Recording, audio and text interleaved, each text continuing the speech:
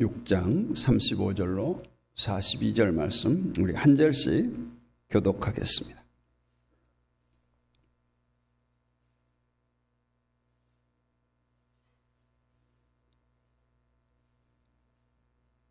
오직 너희는 원수를 사랑하고 선대하며 아무것도 바라지 말고 꾸어주라. 그리하면 너희 상이 클 것이요 또 지극히 높으신 이의 아들이 되리니 그는 은혜를 모르는 자와 악한 자에게도 인자하시니라.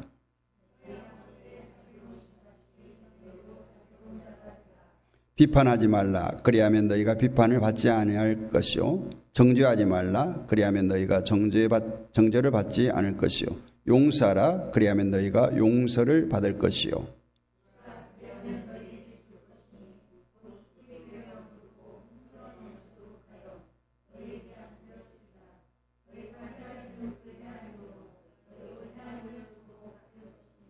또 비유로 말씀하시되 맹인이 맹인을 인도할 수 있느냐? 둘이 다 구덩이에 빠지지 아니하겠느냐?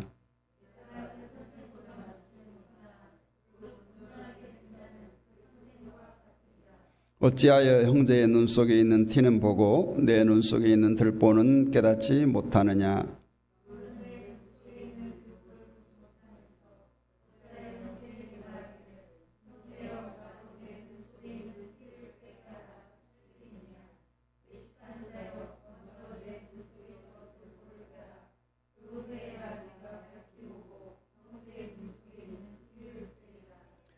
못된 열매 맺는 좋은 나무가 없고 또 좋은 열매 맺는 못된 나무가 없느니라.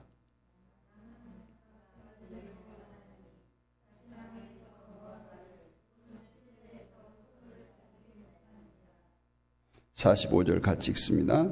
선한 사람은 마음에 쌓은 선에서 선을 내고 악한 자는 그 쌓은 악에서 악을 내나니 이는 마음에 가득한 것을 입으로 말함이니라. 아멘. 할렐루야. 오늘 말씀의 제목이 좀 길죠? 하나님의 은혜로 살아가는 성도는, 그 뒤에 제가 점점점. 우리는 하나님의 은혜로 살아가는 하나님의 백성인 줄로 믿습니다. 오늘 말씀 보니까 우리는 지극히 높으신 이의 아들이다. 지극히 높으신 이의 아들이다 라고 말합니다. 우리가 오늘 말씀을 보면 한 가지 이렇게 느낀 것이 있을 거예요. 어쩌면 이게 율법적이지 않느냐. 율법적이지 않느냐. 많은 사람들이 예수님의 가르침을 세상에 아주 고급한 혹은 인간의 가르침 중에서 최고 좋은 도덕률이라고 인정합니다. 그래서 예수님을 안 믿는 사람들조차도 4대 성인 이렇게 말하죠. 문제는 우리 그리스도인들마저도 하나님의 말씀을 그 정도로 생각한다라는 거예요. 예수님의 모든 말씀과 사역은 하나님만이 하실 수 있는 그러한 말씀이고 가르침입니다. 하나님이 아닌 인간은 감히 생각도 못하고 가르칠 수 없는 그러한 귀중한 소중한 말씀들이라는 거예요. 오늘 말씀을 보고 듣는 순간 초자연적인 어떤 기운이 넘쳐서 그분에게 굴복한다 이런 것이 아니에요. 오늘 말씀은 살아 운동력이 있어 영과 관절과 골수를 쪼개기까지 해야 함에도 우리의 삶 속에서 그것이 체감되지 않는다는 것, 느껴지지 않는다는 겁니다. 듣기는 들어도 깨닫지 못하고 깨닫기는 깨달아도 깨달음대로 살지 못한 것이 우리 그리스도인들의 모습이 아닌가 생각합니다. 하나님의 말씀은 오직 당신께서 은혜를 주신 자에게만 살아 역사합니다. 그래서 은혜를 받았다 하면 그 말씀이 우리 삶 가운데 나타나야 되는 거예요. 살아 역사해야 되는 거예요. 그분의 말씀이 살아 역사하려면은 하나님의 영과 우리 인간의 영이 하나가 돼야 돼요. 다시 말하면 성령이 우리를 통치해야 된다는 거예요. 내 마음대로 살 수 없도록, 내 욕심대로 내 생각대로 살 수 없도록 성령께서 강권적으로 우리를 붙들어 주셔야 된다는 거예요. 하나님 본체이신 예수님께서 우리 인간의 죄를 사해 주시기 위해서 이 땅에 오셨어요. 또 우리 죄인들이 영원히 거듭나게 하실 목적으로 이 귀한 말씀들을 우리에게 주셨습니다. 따라서 성령의 감동, 감화가 없으면 어리석고 죄에 찌든 우리 인간들은 어쩔 수 없어요. 아멘! 은혜 받았습니다 함에도 불구하고 금방 교회 문 밖에 나가면 똑같아지는 것이 인간의 본성입니다. 반면에 지금 실제로 하나님께서 나에게 말씀하고 계신다는 그런 열린 마음으로 우리가 이 말씀을 듣고 정말 우리가 고급적인 세상 사람들이 생각하는 그 도덕률, 윤리 이상으로 그런 차원으로 우리가 달려갈 수 있는 그런 성도가 되어야 할 줄 믿습니다. 그래서 우리가 믿음 좋다라는 것은 뭐예요? 우리가 그 말씀대로 사는 거예요. 우리가 교회 안에서, 교회 울타리 안에서 열심히 사는 것뿐만 아니라 우리가 세상 속에 나가서도 열심히 정말 은혜 받은 성도로, 축복받은 성도로 살아가는 거죠. 오늘 우리 주님의 가르침에는 일관된 맥이 있어요. 언제나 우리 개별적인 행동이 아니라 우리 존재 전체를 변화시키기 위한 그런 말씀으로 우리에게 다가옵니다. 예를 들면 하자에 있는 몇몇 부분을 개선하는 것이 아니라 우리들을 송두리째 그냥 완벽한 사람으로 만들어가는 거예요. 거듭나게 하신다는 겁니다. 그래서 은혜를 주려고 작정하는 자에게는 그분의 가르침이 정말 우레와 같은 하늘의 음성으로 들려지고 피할 수 없는 말씀으로 들려지는 거예요. 그래서 살아 역사하는 권능에 따라서 내 전부가 바뀌어가는 것을 체험하게 됩니다. 눈이 멀어 보지 못하고 귀가 멀어 듣지 못하고 이런 사람과 반대로 하나님 말씀을 들을 때 정말 신령한 그 하나님의 음성들이 들려지는 거예요. 또 심오한 신령한 그 의미를 깨닫게 되는 것입니다. 또 그런 깊은 뜻은 특이하게도 논리적으로 앞뒤가 맞지 않아요. 앞뒤가 맞지 않은 것들이 많아요. 우리의 지식으로, 우리의 어떤 지정의로 그것을 이해하려고 믿으려면 정말 어려운 말씀들이 많습니다. 그래서 예수님이 가르침이 일반적 교훈과 다르다면 통상적으로 합당한 논리보다는 선뜻 이해되지 않는 그런 부분에 우리가 더욱더 깊은 관심을 가져야 됩니다. 왜 이렇게 얼토당토하는 얘기를 하실까? 세상의 이치로 맞지 않는 이야기들을 하실까 하는 거죠. 본문을 보면 먼저 소경이 소경을 인도할 수 없다는 비유를 말씀합니다. 이것은 누구나 다 알죠. 장님이 장님을 인도한다는 것은 둘 다 구덩이에 빠질 거나 둘 다 넘어질 수밖에 없죠.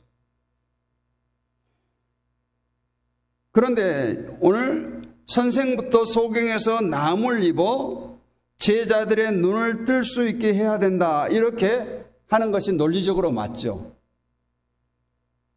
그런데 제자가 온전케 되어서 그 선생과 같아지라. 이렇게 말씀하고 있어요. 스승 소경이 제자 소경을 인도하다가 둘 다 구덩이에 빠졌어요. 그러면 스승이 먼저 눈을 뜨든지 구덩이에 있는 제자들을 구해줘야 되는데 제자들이 먼저 눈을 떠서 탈출하라는 셈이에요. 보통 사람들에게라면 마땅히 적용될 이런 논리적 부자연스러움이 하나님이신 예수님의 가르침에 전혀 우리에게 다가오지 않는다는 거예요. 우리가 본문을 자세히 보면 첫 번째 문장은 다른 이들의 가르침을 소경에 비유해서 말씀합니다. 예수님에게 해당되지 않아요. 예수님이 소경일 리 만무하잖아요. 둘째 문장은 선생은 예수님을 지칭합니다. 그래서 제자들에게 당신을 닮으라고 한 거예요. 온전케 되는 차원까지 닮아가라는 거예요. 그래서 하나님께서는 항상 내가 온전하니 너희도 온전하라. 내가 거룩하니 너희도 거룩하라. 이런 전제로 말씀을 하십니다. 반대로 인간으로서는 온전한 자는, 거룩한 자는 단 한 사람도 없어요. 그래서 오늘 36절에서 보면 너희 아버지의 자비하심 같이 너희도 자비하라. 이렇게 전제를 하고 있습니다. 바꿔 말하면 제자들은 인간 중에 최고로 경건하고 의로운 수준이 되라는 가르침이 아니라 하나님의 기준, 하나님께서 원하는 선까지 올라오라는 거예요. 지금 하나님으로서 내가 너희에게 명하는데 곧 하나님처럼 온전하라는 거예요. 나처럼 온전하라는 거예요. 여러분, 이것이 과연 우리에게 가능할까요? 우리 열심히 예배하고 말씀 듣고 설교 듣고 하니까 가능합니까? 어찌 보면 너무 무리한 요구 아니겠어요? 혹시 하나님 기분 내키는 대로 아무렇게나 하는 말씀일까요? 그렇지 않겠죠. 바로 이어지는 말씀에서 구체적으로 온전케 되는 모습을 여러 예를 들어서 말하고 있어요.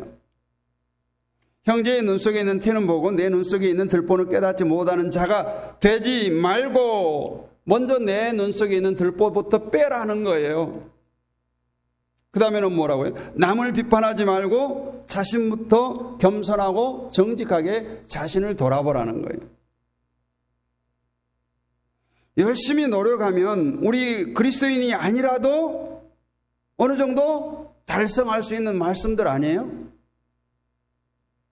그런데 바로 여기가 예수님 말씀에 대한 올바른 분별력이 가장 요구되는데, 남부터 비판하지는 말라는 가르침과 소경의 비유와 또 나무의 종류에 따라 열매를 각각 다르게 열린다. 이 배열이 중요해요. 배열이. 소경의 인도 비유 앞에 나무를 비판하지 말라 있고, 소경의 인도 비유 뒤에 나무의 종류에 따라 열매 맺는 것에 대해서 말씀하고 있어요. 말하자면 자기 눈에 들보를 보지 못하는 까닭이 바로 이 두 비유와 연관되어져 있다라는 거예요.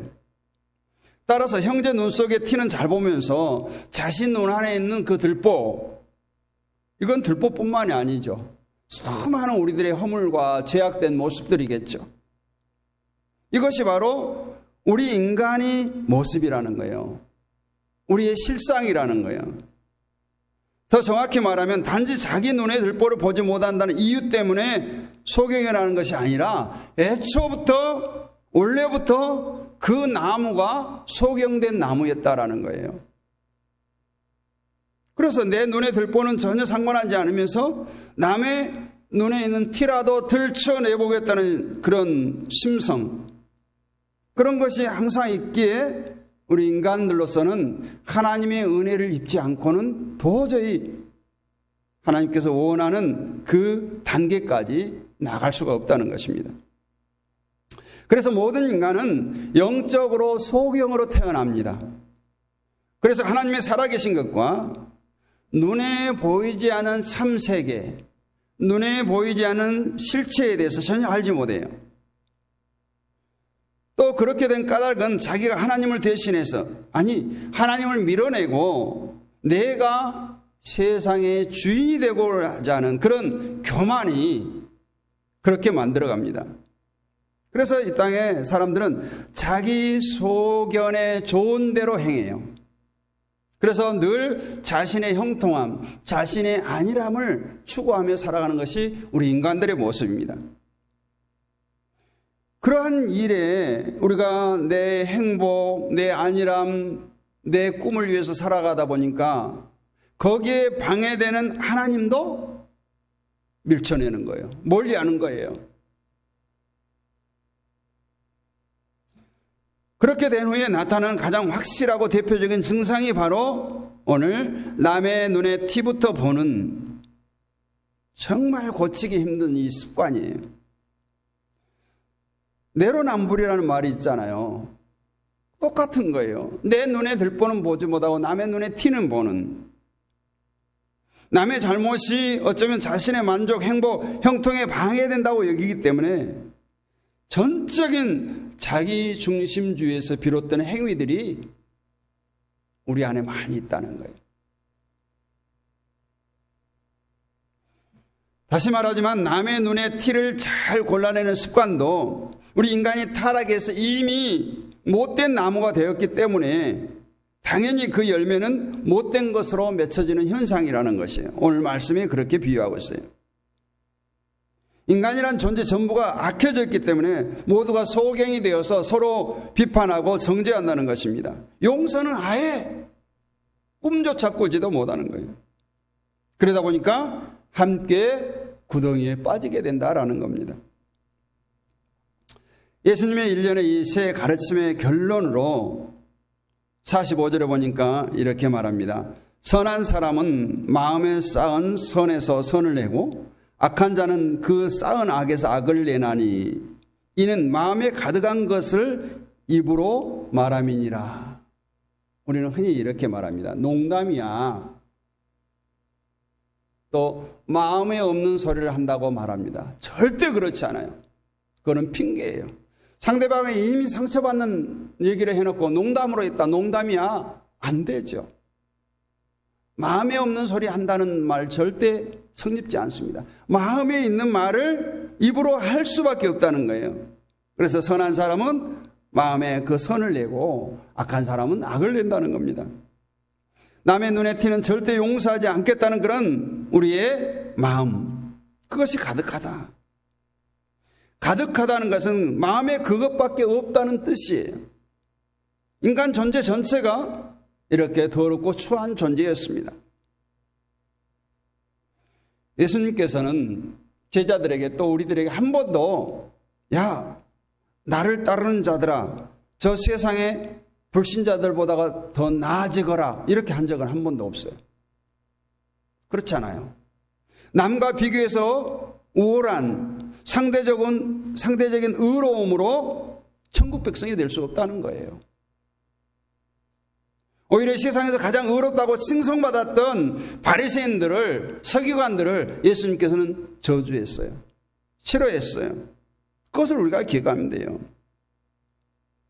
예수님 아예 처음부터 끝까지 세상 사람들과 비교해서 좀 나아지거라 하지 않고 나처럼 되라고 얘기해요. 끝까지 당신과 같아지라고 얘기합니다. 오늘 본문에도 마찬가지예요. 우리는 그리스도인이기 때문에 좀 더 덜 교만하고 더 겸손해야 한다 이런 정도가 아니라는 거예요.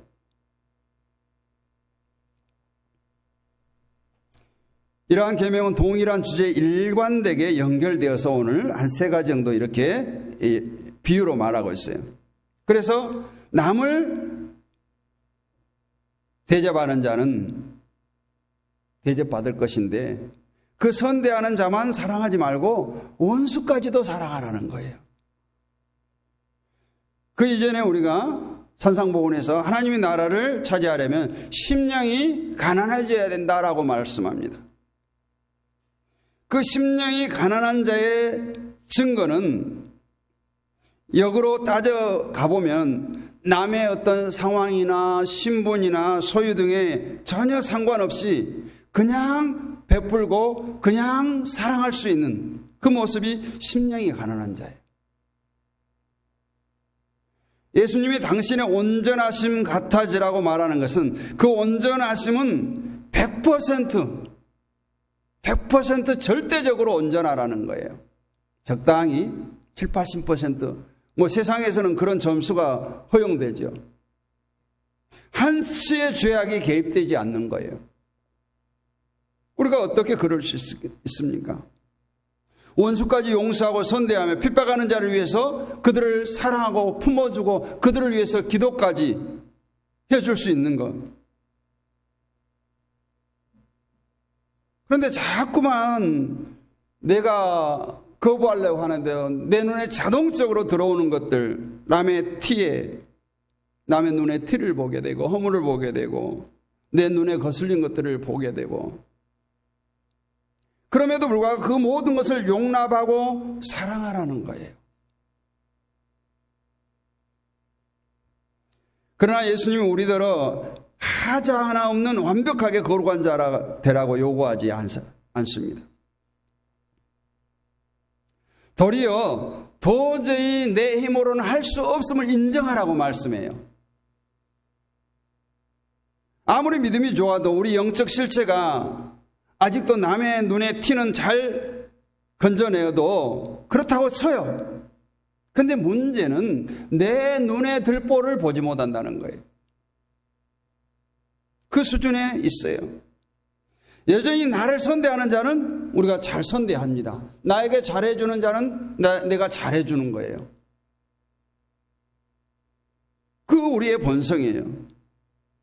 그러다 보니 영적으로 자신이 얼마나 정말 심령이 가난한지에 대해서 철두철미하게 애통해하지 않는다는 거예요. 저를 필두로 해서 우리 모두는 예수님을 열심히 믿고 있어도 영적 시력은 아직은 완벽하지가 않아요. 때로는 마치 소경이 소경을 인도하는 것처럼 그런 위험한 일을 너무 자주 행합니다. 그 해결책은 오직 예수 그리스도의 십자가의 복음으로 되돌아가는 거예요. 나부터 정말 내가 아무런 조건이 없습니다. 아무런 능력이 없습니다. 정말 주님과 우리와의 관계를 한번 생각해 보자고요. 당신께 내가 대접받아야 될 만한 그런 의로움이 있습니까? 아무것도 없어요. 자격 조건 아무것도 없어요. 아니, 당신의 원수 되었음에도 불구하고 다 용서해 주시고 죽기까지 사랑하신 그 사랑을 우리가 그대로 본받자는 거예요. 우리 안에 품자는 거예요. 그래서 우리가 십자가 앞에 다시 돌아간다는 것이 우리 의지적인 믿음을 더 강하게 굳히는 작업이 아니에요. 오히려 그 반대로 우리의 믿음까지 포함해서 나의 실상을 철저히 해부해 보는 거예요. 다 펼쳐보는 거예요. 그래서 내 속에 남아있는 영적인 소경된 부분을 하나 남김없이 다 깨부수는 거예요. 믿음마저 순전치 못하고 온갖 탐욕과 죄악의 공해로 찌들어 있음을 정확히 볼 때 우리는 예수님처럼 닮아갈 수가 있어요.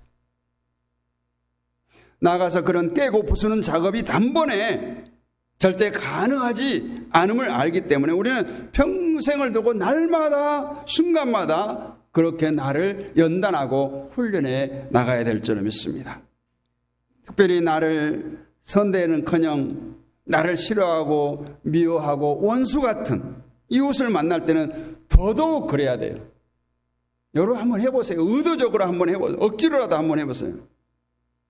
남의 눈에 티가 내 시야에 습관적으로 비춰지는 순간 내 눈에 들보를 먼저 생각해 보자는 거예요. 나는 어쩌지 지금?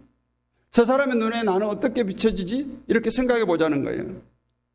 바로 그리할 때에 예수님의 모든 가르침이 도덕적 교훈을 넘어서는 나라는 존재 전부를 바꾸어서 온전하신 능력으로 나타남을 체험하게 될 줄로 믿습니다. 그럴 때 우리는 히브리서의 이 말씀이 비로소 살아있는 절대적인 진리로 역사할 것입니다. 우리가 잘 아는 말씀이죠. 히브리서 4장 12절로 13절 말씀. 하나님의 말씀은 살았고 운동력이 있어 좌우에 날선 어떤 검보다도 예리하여 혼과 영과 및 관절과 골수를 찔러 쪼개기까지 하며 또 마음의 생각과 뜻을 감찰하나니 지으신 것이 하나라도 그 앞에 나타나지 않음이 없고 오직 만물이 우리를 상관하시는 자의 눈앞에 벌거벗은 것 같이 드러나도다. 우리가 하나님 앞에 벌거벗은 것처럼 드러내야 되는 거예요. 그럴 때 이 말씀이 우리 가운데 역사하는 거예요.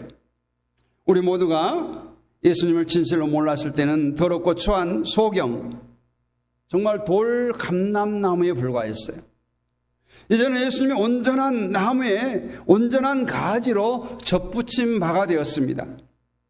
우리는 그분의 십자가 앞에 벌거벗고 엎드리기만 하면 당신의 말씀이 권능이 우리를 실제로 깨끗하게 씻어서 비록 미약하고 속도는 더딜지라도 당신의 장성한 분량으로 이끌어 가심을 확인할 수 있을 것입니다.